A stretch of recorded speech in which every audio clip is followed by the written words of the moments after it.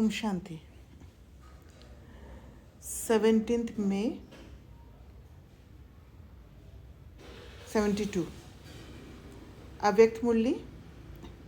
संगठन रूपी किले को मजबूत बनाने का साधन। पांडव भवन को पांडवों का किला कहते हैं। किले का गायन भी है। ऐसे ही जो ये ईश्वरीय संगठन है, ये संगठन भी किला ही है।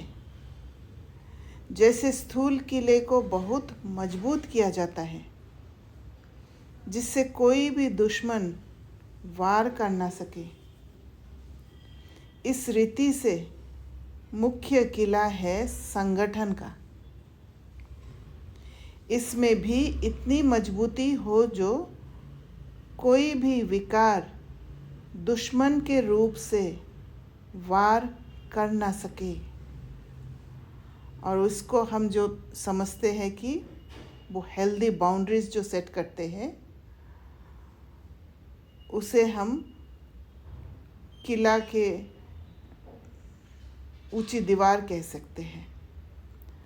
अगर कोई दुश्मन वार कर लेता है तो ज़रूर किले की मजबूती की कमी है। ये तो संगठन रूपी किला है। इसकी मजबूती के लिए 3 बातों की आवश्यकता है। अगर तीनों बातें मजबूत है तो इस किले के अंदर कोई भी रूप से कभी भी कोई दुश्मन वार नहीं कर सकेंगे। दुश्मन प्रवेश भी नहीं कर सकते, हिम्मत नहीं हो सकती। वह 3 बातें कौन सी हैं जिससे मजबूत हो सकते हैं? एक स्नेह, दूसरा स्वच्छता और तीसरा है रूहानियत। ये तीनों बातें अगर मजबूत है तो कब कोई का वार नहीं होगा। अगर कहाँ भी कोई भी वार करता है, उनका कारण इन तीनों में कोई ना कोई कमी है। या स्नेह की कमी है या फिर रूहानियत की कमी है। तो संगठन रूपी किले को मजबूत करने के लिए इन 3 बातों पर बहुत अटेंशन चाहिए। हर एक स्थान पर इन बातों का फोर्स रख कर भी ये लाना चाहिए। जैसे स्थूल में भी वायुमंडल को शुद्ध करने के लिए एयर रिफ्रेश करते हैं, उससे अल्पकाल के लिए वायुमंडल चेंज हो जाता है। इस रीति से इसमें भी इन बातों का प्रेशर डालना चाहिए, जिससे वायुमंडल का भी असर निकल जाए। तो जैसे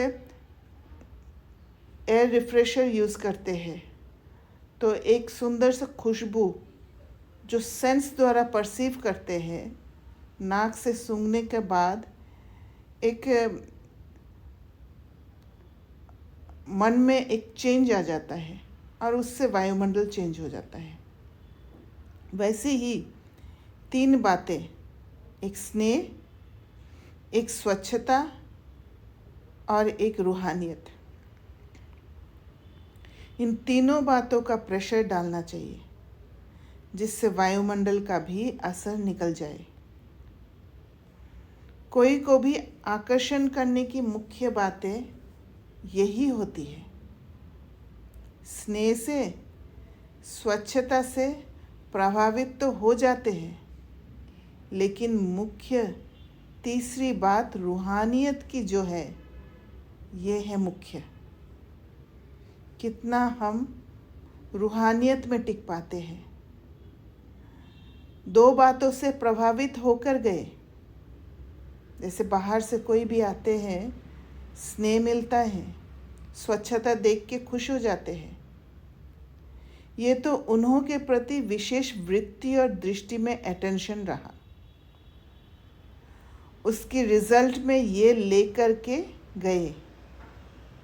तो जैसे लोगों को भी ये मुख्य बातें आकर्षण करने के लिए निमित्त बनती है ना, वैसे एक दो को संगठन में लाने के लिए व संगठन में शक्ति बढ़ाने के लिए आपस में भी ये तीन बातें एक दो को दे करके अटेंशन दिलाने की आवश्यकता है।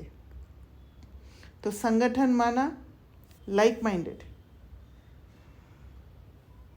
तो एक दो से जब संपर्क में आते हैं, भले वो लाइक माइंडेड नहीं हो, उसको ऐसे ट्यून कर देना है सेल्फ के साथ जो हमारे जैसे संगठन में जुड़ जाए, लाइक माइंडेड बन जाए। तो उसके लिए ये तीन बातें यूज़ कर सकते हैं। अगर तीनों में से कोई भी बात की कमज़ोरी है तो ज़रूर कोई ना कोई वीकनेस है। जो सफलता होनी चाहिए वह नहीं हो पाती, ज़रूर कोई कमी है। तो ये बातें बहुत ध्यान में रखनी है। किले की मजबूती होती है एक दो के संगठन से। भले सामने वाले का कैसे भी संस्कार हो, अगर हम अपना स्थिति को मेंटेन करके रखते हैं तो फिर उस आत्मा को संगठन में जोड़ने के लिए मदद दे सकते हैं।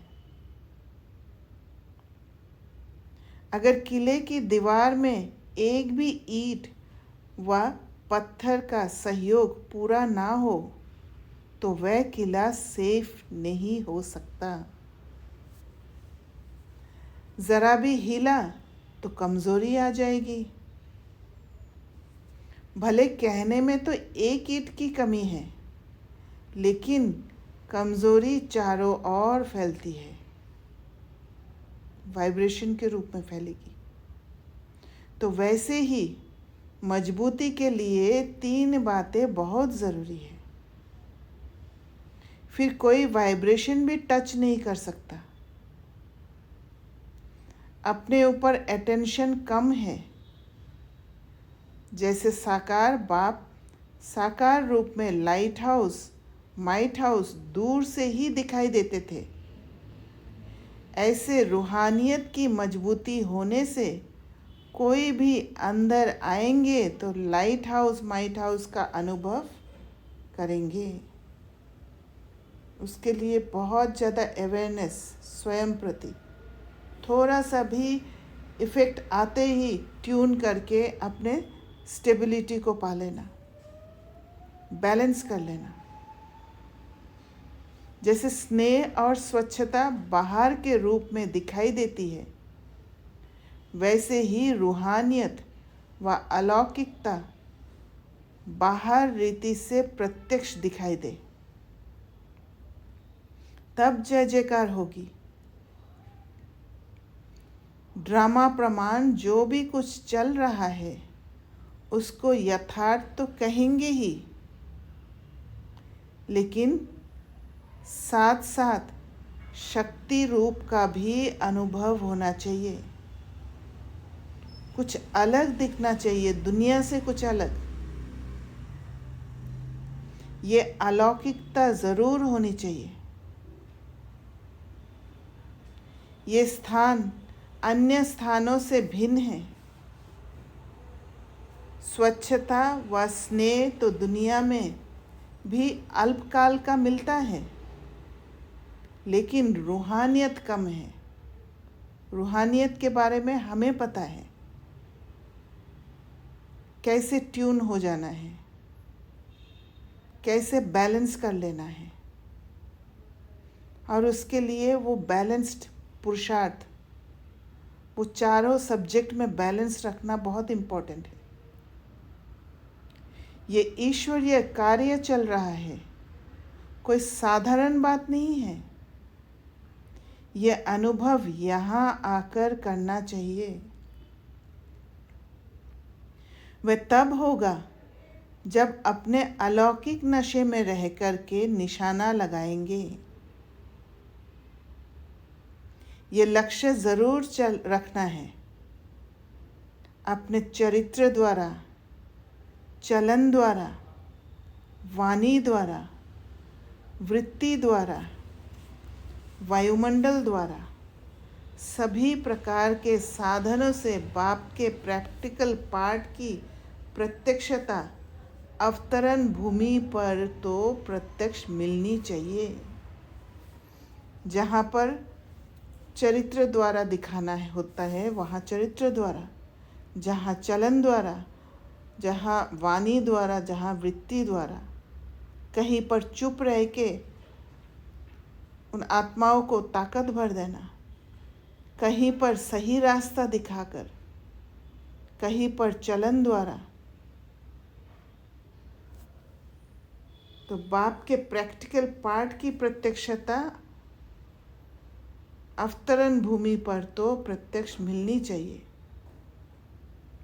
सिर्फ स्नेह, स्वच्छता की प्रशंसा तो कहाँ भी कर सकते हैं। दुनिया में दूसरे जो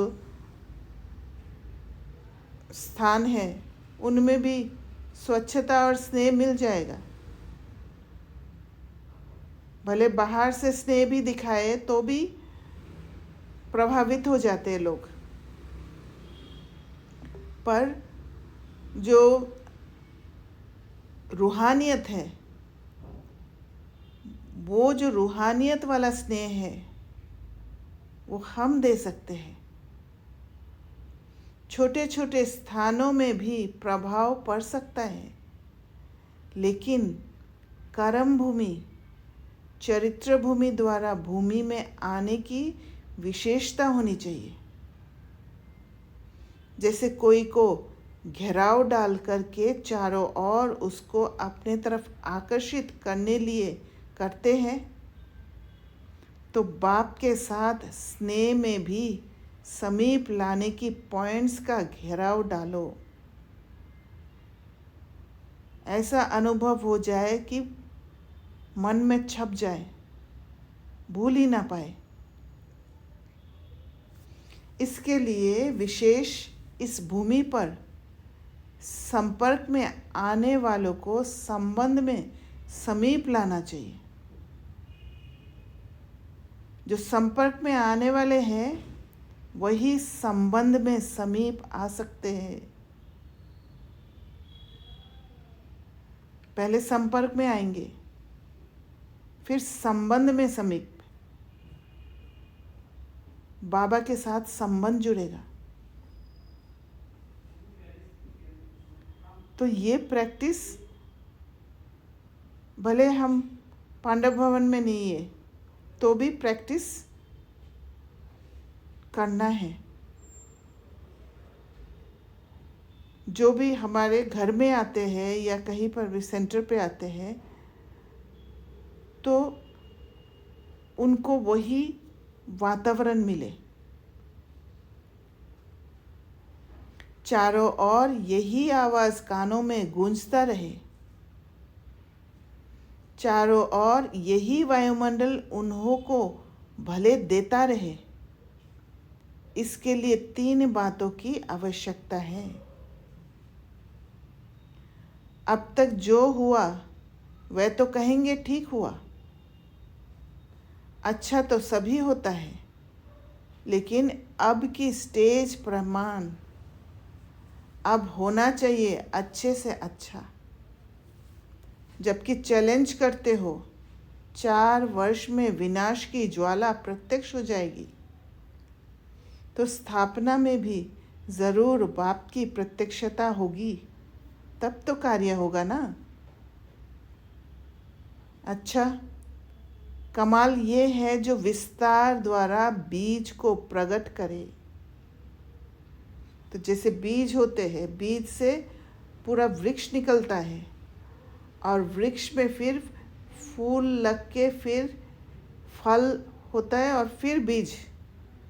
तो विस्तार में विस्तार द्वारा बीज को प्रकट करे। हमारे चलन, बोल, वातावरण से बीज को प्रकट करना है।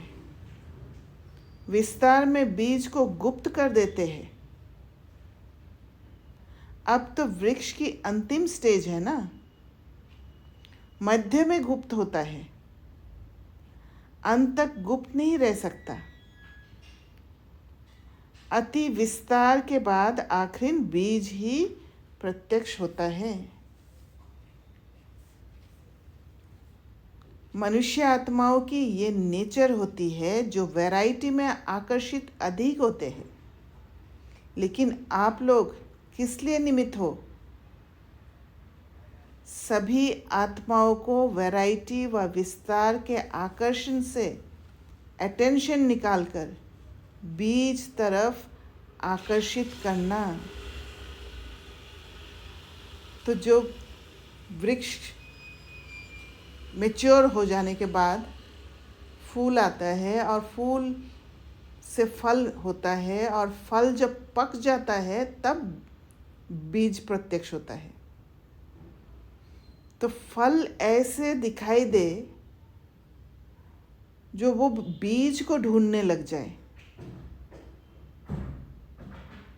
फूल ऐसे खुशबू दे जो वो बीज को ढूंढने लग जाए। तो बाहरी जो वैरायटी आकर्षण, वो आकर्षण का जो टेस्ट वो एक ही जगह पर मिल जाए, ताकि बाहरी आकर्षण की तरफ जा ही नहीं पाए। इसलिए बाबा कहते हैं सभी आत्माओं को वैरायटी व विस्तार के आकर्षण से अटेंशन निकालकर बीज तरफ आकर्षित करना, बाबा की तरफ आकर्षित करना। तो उसके लिए पुरुषार्थ क्या करेंगे?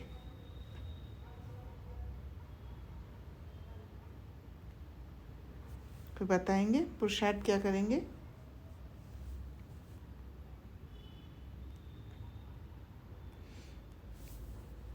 जैसे बाबा ने आज मुरली में कहा उसके हिसाब से। तो पुरुषार्थ जैसे बाबा ने कहा रूहानियत, और हम सब वो पुरुषार्थ कर ही रहे हैं। अपने अंदर के इम्प्योरिटीज़ को ख़त्म करते जाना है, और उसके लिए सबसे ज़्यादा अवेयरनेस की ज़रूरत है, और अवेयरनेस के लिए हिम्मत की ज़रूरत होता है। तो हिम्मत का एक कदम उठाकर जब अपने आप को उन इमोशंस से छुड़ाते हैं, या जो सिचुएशन सामने है उस सिचुएशन से अलग होते हैं, तब वो प्रोसेस शुरू होता है। और वो फर्स्ट स्टेप उठाना ही चैलेंजिंग होता है। तो बाबा हमेशा हिम्मत के बारे में कहते हैं। तो हिम्मत का एक कदम जब उठाते हैं तब बाबा का मदद, माना बाबा का मदद तक हम पहुंच पाते हैं। और बाबा का मदद तक पहुंचते ही हम उस प्रोसेस द्वारा, प्यूरिफिकेशन प्रोसेस द्वारा चल पाते हैं, और इमोशंस को कमज़ोर करके हम माया पर जीत पाते हैं। और जो सिचुएशन आते ही हम फंस गए थे, वहाँ से छूटकर हम फिर से स्वयं से जुड़ जाते हैं, वो रूहानियत में टिक जाते हैं। तो ऐसे धीरे धीरे जैसे जैसे रूहानियत में टिकने का प्रैक्टिस होगा, तो धीरे धीरे वो रूहानियत का आदत पड़ जाएगा, और हर सिचुएशन को एक ऊंची सोच से परसीव करने लग जाएंगे। मायाजीत बनने का प्रोसेस हो जाएगा। किसी को कुछ शेयर करना है तो कर सकते हैं। मुरली आज इतनी ही है आज।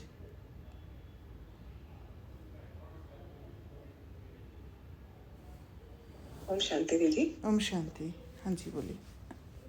तो आपने अभी कहा उसको समझने की कोशिश कर रही हूँ, तो क्या ये यानी ये हमारे जो वर्तन है, बिहेवियर है, उससे नजर आएगा? जो बाबा कह रहा था ना कि बाकी के जो बाहर के अट्रैक्शन है उससे भी अलग बीच के तरफ अट्रैक्ट जब करेगा, तो ये रूहानियत यानी जब आत्मिक स्थिति, और अभी आपने जो समझाया तो वो और थोड़ा आप एक्सप्लेन कर सकोगे, यानी किसी एग्जाम्पल के साथ? जैसे एग्जाम्पल तो क्या है कि सिचुएशंस जो आते हैं, जो भी सर्कमस्टेंस सामने आते हैं, हमारे लिए तो वो पेपर्स होते हैं, और वो पेपर्स आना बहुत इम्पोर्टेंट होता है, क्योंकि उसी से ही हम सीखते हैं, उसी से ही हमारे अंदर मजबूती आने लग जाता है, ताकत बढ़ने लग जाता है। और हम जो पहले जो पुराना वाला पैटर्न है उसको कमज़ोर करने के लिए, नया पैटर्न को बिल्डअप करने के लिए हमें एक एक पेपर्स को यूज़ करना होता है। तो बाबा जब मुरली में हमें याद दिलाते हैं कि माया से या पेपर से घबराना नहीं है, क्योंकि वही पहला स्टेप होता है। अगर घबरा जाते हैं तो हम क्या करते हैं, हम फॉल कर जाते हैं पुराना पैटर्न में और ट्रॉमा ले लेते हैं। अगर नहीं घबरा के, अगर करेज को अपनाते हैं, हिम्मत रखते हैं, तो फिर अपने को डिटैच कर पाते हैं और फिर अपनी स्थिति को बचा पाते हैं। तो यही प्रैक्टिस करना है हर पेपर में, कैसे अपने आप को बचाएं। वो जो पुराना जो भी अनुभव हुआ उसके हिसाब से हम जो अनुमान लगा लेते हैं, उससे बचने के लिए ये पुरुषार्थ है। और वो एक एक पेपर्स को यूज़ करना है अपना शक्तियों को बढ़ाने के लिए। और जैसे जैसे वो ताकत आते जाएगा, वैसे वैसे वो हमारे जो कमज़ोरी है वो ख़त्म होते जाएगा। और कमज़ोरी जैसे ही ख़त्म हो जाएगा तो धीरे धीरे वो ऊंचा परसेप्शन ही हमारे मन में आएंगे। हम कभी भी कोई भी बात से, लो परसेप्शन वाली बातों से प्रभावित नहीं होंगे।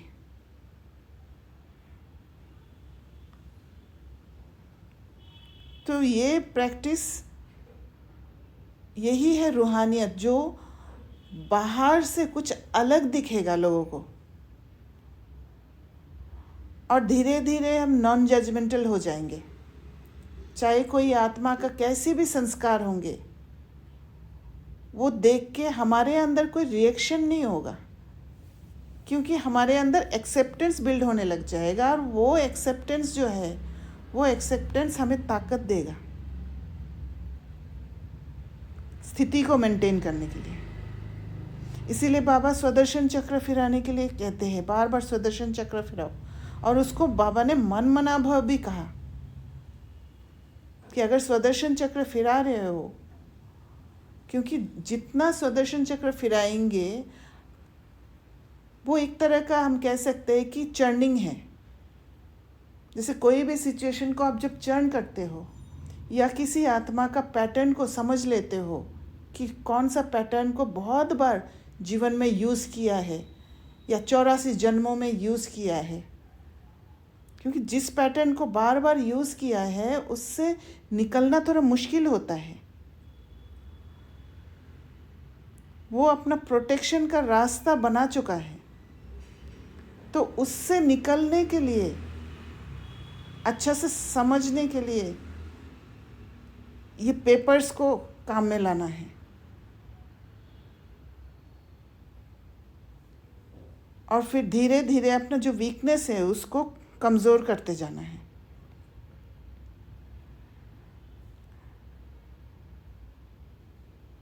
तो ये जो स्वदर्शन चक्र जब फिराते हैं, जब हम चरण करते हैं, आदि मध्य अंत का नॉलेज को बुद्धि में रख के, तो फिर हमारा ये ध्यान आता है कि सभी शूद्र स्टेज में आए हैं, और शूद्र स्टेज में आने के कारण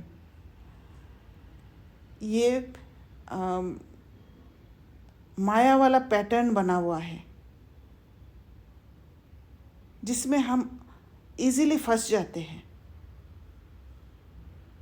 क्योंकि वो दिखाई ऐसे देता है जैसे कि वही इजी है, वही कंफर्ट है। पर एक्चुअली क्या होता है कि जब नया पैटर्न में स्टेप करने की कोशिश करते हैं, तो वहाँ पर देखा गया बहुत ज़्यादा करेज की ज़रूरत होता है, उठने का करेज।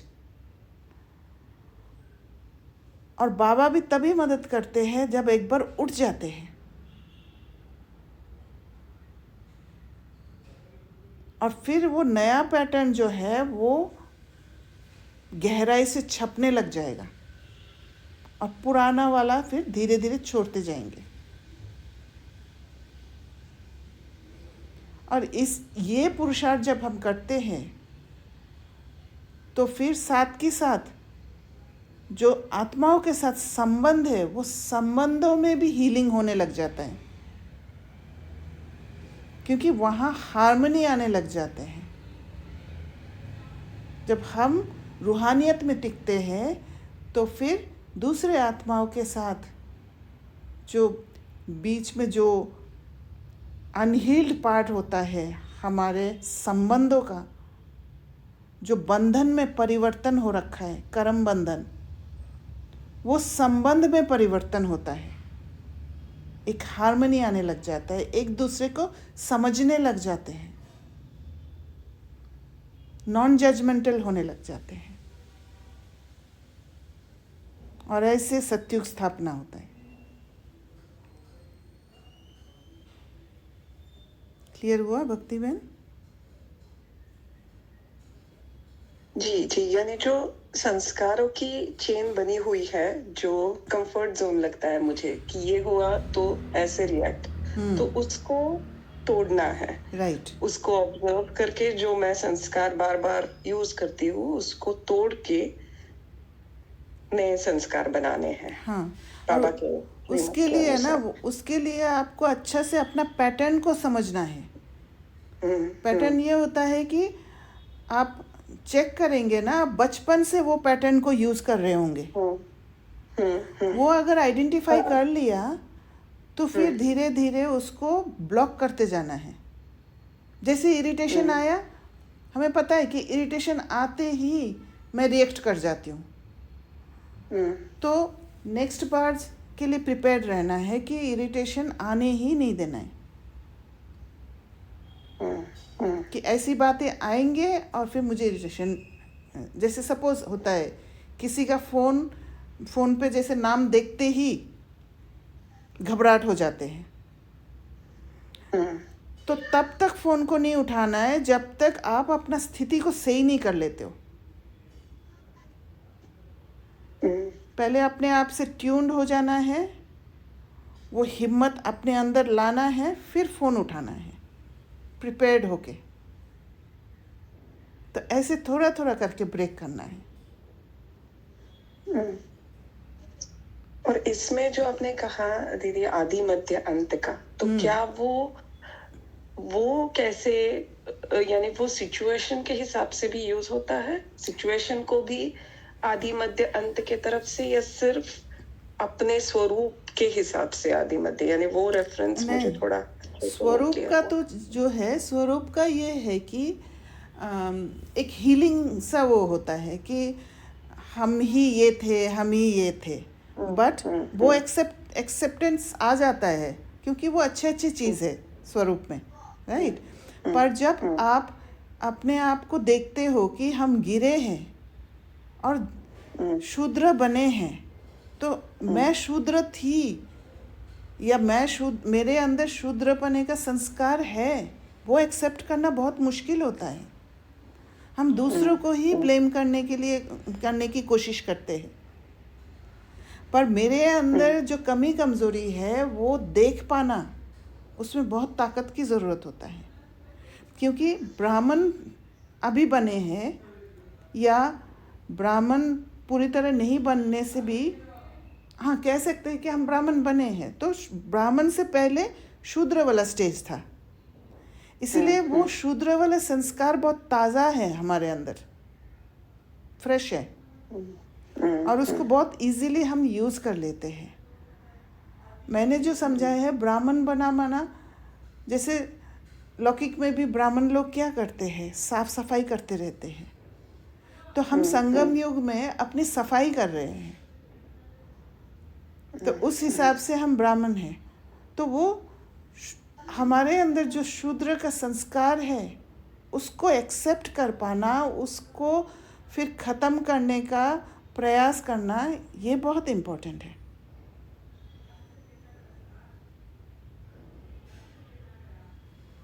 तो खुद ये के बात बहुत सही है दीदी। मैं सोच रही थी हाँ। अभी कि जैसे आपने कहा कि वो एक्सेप्ट करना, क्योंकि बहुत बार ऐसा होता है ऑटोमेटिकली, यानी होने के बाद समझ में आता है कि दूसरे सामने वाले इंसान को जज किया जाता है, राइट, और कुछ प्रीजुडाइसेस होते हैं उसके ऊपर।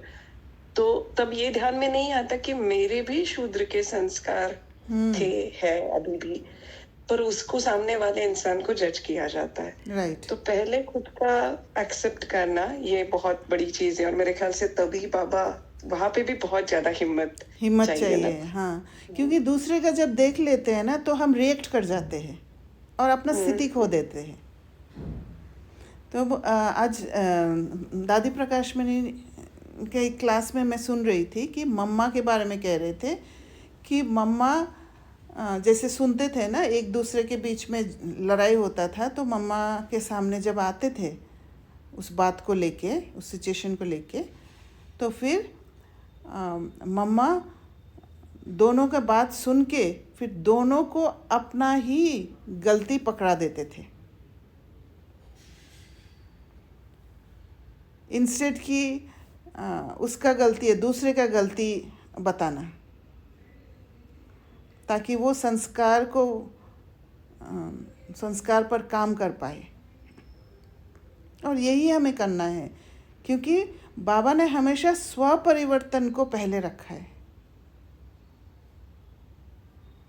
तो हमारे अंदर परिवर्तन लाना है, और जैसे सिस्टर जिनीस ने भी बोला है कि परिवर्तन माना वो ओरिजिनल स्टेट में पहुंचना है। और मम्मा ने भी एक मुरली में कहा है कि वो प्योर स्टेट में पहुंचना, प्योरिफिकेशन होना। तो वही करना है बस, और कुछ नहीं।